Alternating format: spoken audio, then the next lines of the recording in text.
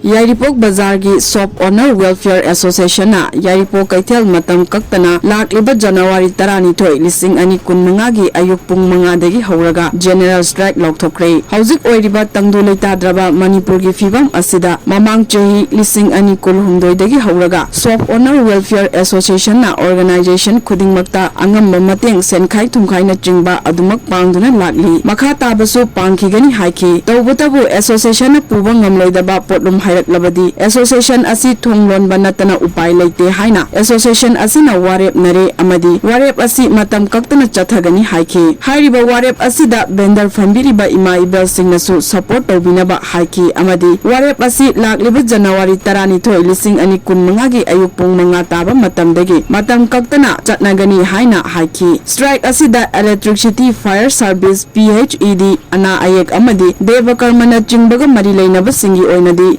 Kani Hairi. Shop Owners Welfare Association na mamang isahi 2023 dasu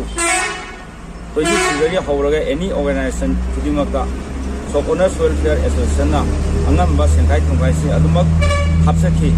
makha tak pudasu adumak hapsagani tawbutabu puba thangba ngamloidaba polum sing hairak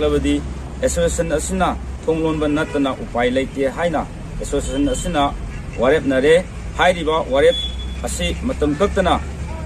Zathajagani haina su warep nare leiba club organization singnasu Shop Owners Welfare Association na sangsaliba khongjang asida saruk yabinabasu haijari